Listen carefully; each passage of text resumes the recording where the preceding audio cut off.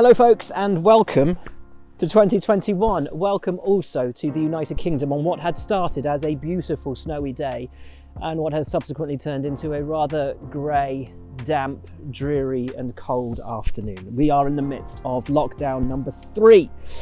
What a start to 2021, and are allowed only out of the front door for a very few reasons, one of which is to take some exercise. So I thought, why don't I take my exercise in the form of a walk, and why don't I take you with me once a week, and we can discuss all of the latest news going on in the world of motor racing. Predominantly Formula One, admittedly. And with that in mind, I've been on the phone to all the teams this week just to see what's going on as we get back to work, as 2021 starts, and as I bring you the first episode of this week.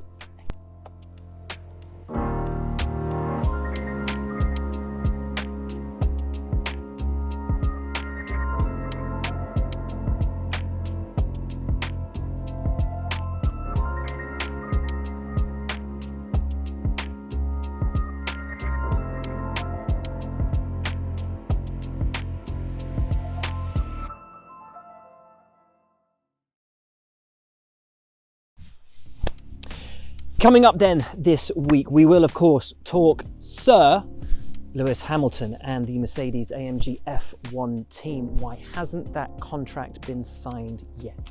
It's been a very big week for Williams with some major announcements. Also a very big week indeed, so the rumours say, for Renault, now known as of today, as of this afternoon, as Alpine. We will also be looking at the 2021 Formula One calendar as COVID shows no signs of relenting. When will this season actually get underway? But we start with Aston Martin Racing. Or should we say, the Aston Martin Cognizant F1 team, as they are now to be known, a new title sponsor and title partner indeed for the team. American IT firm Cognizant comes on board very much as a partner, looking to aid the team and push it forward with its sort of data-driven processes and procedures, and launching it, into its new future with its new factory, which will come online very, very soon indeed. Question marks over what happens with BWT. I spoke to the team this week. Apparently, it's not an absolutely dead cert that BWT disappears completely, even though their logos don't appear on the new website, apparently, as yet. But it's not 100% that they will definitely be off. But if they were to leave, potential new title sponsor for, I don't know, maybe a Williams or a Haas or somebody like that. But the pink, certainly in terms of Aston Martin, will not be on that cart this year. Lots of excitement obviously around the team. Sebastian Vettel joining the squad this year. He was due to be at the team early January to get his seat fit and really get sort of settled with the squad. But with everything that's going on in the UK with COVID at the moment, that has had to be delayed. Now, we talk of delay, and there may be a delay to the start of the Formula One season. We were due to go testing on the 2nd of March, then move to Australia for the 21st of March, race 1, race 2 in Bahrain on the 28th of March. However, with everything that's going on with COVID, European restrictions, global restrictions, lockdowns, not just in the UK, it looks like things are going to have to change. The Australian Grand Prix is looking less and less likely for the 21st of March and more likely to be rearranged for a later point in the season. The same too, I'm hearing, is likely to befall the Chinese Grand Prix. Both of those races now looking at potentially an October or a November calendar date. So what happens?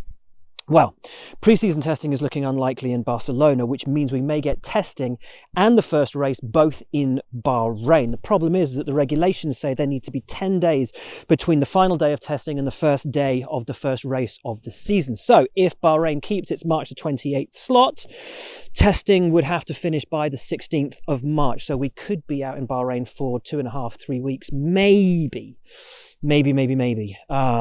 to start the season off. What that does mean is that the teams get another couple of weeks to finish off their cars, which will come as manna from heaven for everybody. One thing that it is worth mentioning at this moment is, yes, we are under these COVID restricted times and lockdowns in the UK, but almost all of the factories are back up and operating. Motorsport, motor racing falling under the manufacturing side of business, which is allowed to go back and work at their place of work. So that shouldn't hold up the F1 teams too much. Most of the teams that I'm hearing from thinking about doing virtual launches for their cars, so we may not see a car actually hit the track, not even for a shakedown, until probably second week of March. That's the calendar. There are also question marks, obviously, with COVID happening and with the early races probably taking place under very similar restricted conditions that we had in 2020. You've got to think of there being question marks over places like Monaco, maybe even Singapore. Can street races still go on under these COVID conditions? Big question marks then still over the 2021 calendar, but it's looking all the more likely that Bahrain will be the first race. Oh, and race start times back to 2 o'clock. Doesn't make much of a difference, I don't think, does it? Not really. Which brings us to, let's talk about Mercedes. Let's start with the world champions. It was announced over the winter break, a new ownership structure of the team. Toto 1/3, Ineos 1/3, Daimler 1/3 of the team. Lewis Hamilton is now, or will be, dubbed Sir Lewis Hamilton. New Year's honours for him, and richly deserved as a 7-time Formula One world champion. But there is still no deal done as yet between him and the team. Now, a lot of people think there's a lot of conspiracy about this, and have they really done the deal, or is Lewis, actually going to leave the team, or is the team actually going to pull out, or all of that? But the team assure me that they genuinely didn't even start talking about this until after Abu Dhabi. And they've all just, taken the time to have a nice sort of relaxing Christmas. When you think about it, it's only been, 3.5, 4 weeks since we were in Abu Dhabi. It's not that long a time to actually get everything done and organised and sorted. So it is in the offing. It is being discussed. It is being done. The T's are being crossed and the I's are being dotted. It's just not quite done yet. So to Ferrari, and the thing they're most excited about at the moment is the fact that Carlos Sainz will be in the factory in Maranello next week. Obviously, he's already had a first seat fit, but he'll be back in Maranello next week to get acquainted with the team and get himself all settled there. Also, the final of the FIA's Girl on Track scheme, which had to be delayed in December and which Ferrari are big backers of, will take place on the 11th to the 15th of January. Why are they so excited about that? Because the winner of the Girls on Track scheme looks likely to join the FDA, the Ferrari Driver Academy. So great stuff, wonderful initiative, and will be really, really interesting to see who comes out of that and how they fare, particularly under that Ferrari Driver Academy. McLaren now, and not the best news. Lando has contracted COVID. He feels good in himself, but he lost his sense of taste, lost his sense of smell, so did the test and it came back positive. He's out in Dubai at the moment, the London borough of Dubai. He was actually due to be out there, as he was this time last year, at a training camp to get himself all prepped for the season. So disappointing for him. Obviously, wish him well. I hope that he gets better soon. Daniel, in the meanwhile, won't be getting in the car as of yet. He's out in LA. Waiting for both of them to get back to the UK. Wishing Lando all the best. A sad week, though, for McLaren. John Hogan passed on Sunday, who was instrumental in building McLaren as the force that it was through the 1970s. An instrumental marketeer for Philip Morris and Marlboro, who was influential in the careers of so many racing drivers and so many teams as well. A really lovely guy, always had a story, always had a smile, was a mentor to so many people in our sport, and will be very, very sadly missed. Hoagie was he was just a joy to be around. Okay, let's move on and let's talk about Alfa Romeo. Not a lot really to talk about with Alfa Romeo. A bit of news out of them yesterday. Robert Kubica is going to race at Daytona, so that's pretty great for Robert. But other than that, Hinwil's a bit quiet at the moment. Not much to report then on Alfa Romeo. Haas. Over the winter, it was announced that there will be a Haas hub built at Maranello, so kind of really strengthening that bond between Ferrari and Haas. Now, there is a lot to report with Williams. Big news this week is that they have strengthened their partnership with Mercedes, not to become a B team, but to, from 2022, so it won't affect them this year, take on Mercedes gearbox. We expect hydraulics and other transferable parts between the two teams.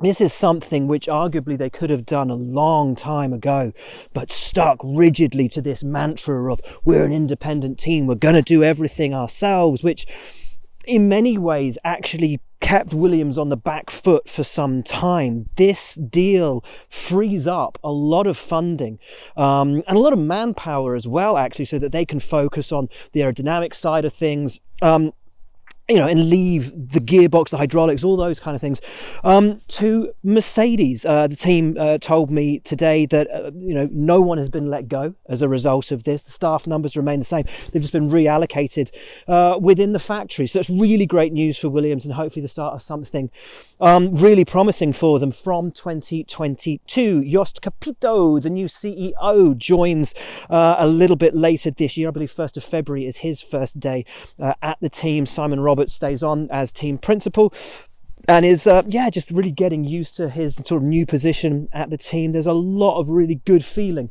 in Williams at the moment. One thing I did have confirmed to me though when I spoke to the team is that George Russell is not a transferable component between Mercedes and Williams. Not yet, anyway. Renault has very much been in the headlines over the last few days. Let's rewind though to the winter, over the winter, Jerome Stoll retiring, and into his place on the board of directors went Martin Bukowski. Now, over the last couple of days, an even bigger potential move has occurred. I saw it first reported by John Noble, certainly in English anyway, that Davide Brivio would be leaving the Suzuki MotoGP team and moving over to Alpine, as Renault became today officially Alpine. Within 24 hours, what had been rumour, and an unexpected rumour, of Brivio leaving Suzuki was confirmed by the team. Brivio had left. Where is he going? Well, the reports all point to him becoming the new CEO at Alpine and Bukowski becoming the new team principal. The team themselves, when I spoke to them today, would neither confirm nor deny it, but it seems that the groundswell of opinion is correct and is moving in that direction, which, if true, would be a massive coup for Renault, a fantastic start to the season for them, and really establishing a solid core for them to start their new relationship with Fernando Alonso and their new beginning as Alpine. There is an announcement expected next week from Luca Di Meo, the overall boss at Renault, and it is being dubbed, and get this, it's absolutely mega, the Renaulution. Oh, amazing. Perhaps they will celebrate by drinking Alpina coladas. Or not. Which pretty much leaves us with just Red Bull, because not a lot's going on at AlphaTauri. Over at Red Bull, some reports of an improved gearbox for the RB16B. Also some comments out of the drivers that the RB16 itself wasn't quite as bad as the media liked to make out, wasn't quite as skittish as apparently we made out, but anyway, doesn't matter. The RB16B simply has to be better to compete with Mercedes. There is, I was again talking to the team, Checo has been in touch a lot over the winter with the team, with his new engineer, who I believe will not be Simon Rennie. He was always a sticking plaster there. He's very much factory based, and I believe will be going back to the factory for the 2021 season. Exactly who Checo's engineer will be, I'm not sure, but it won't be GP, who was his engineer when he was at Racing Point / Force India, because of course GP is Max Verstappen's engineer. The only other thing actually from Red Bull, and it is of interest, is that they of course are responsible for the aero screen, and the aero screen is being used in IndyCar.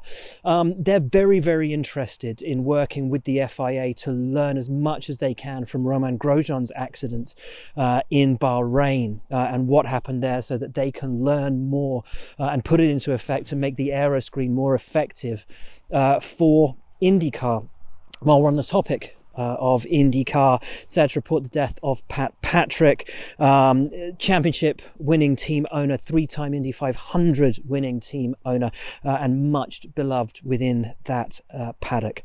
The IndyCar season opener itself has been delayed. It was going to be St. Pete. It's now going to be Barber Motorsport Park on the 11th of April. Talking of delayed season openers, it was supposed to be Santiago for Formula E. It is now going to be Saudi Arabia, end of Feb. They also announced the return of their esports championship yesterday, $100,000 top prize. So yeah, some good stuff happening there in Formula E. Dakar is going on at the moment. Of course it is. Toby Price absolutely bossing it, as he always does on the bikes.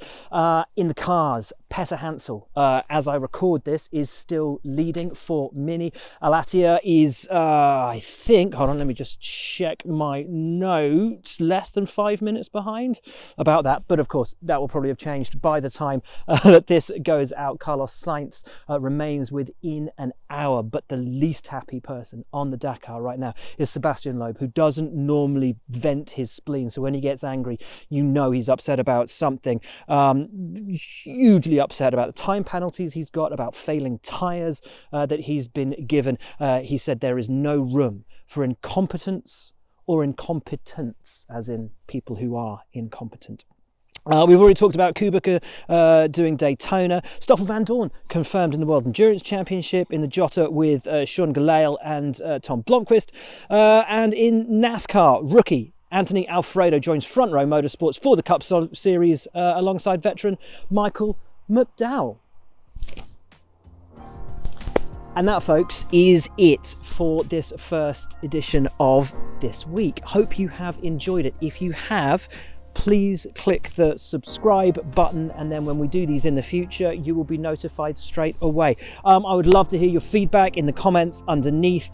Also, if you have any questions, I will do my level best to answer the best of them in next week's show. Whatever you want to know, ask, and I will do my best to answer.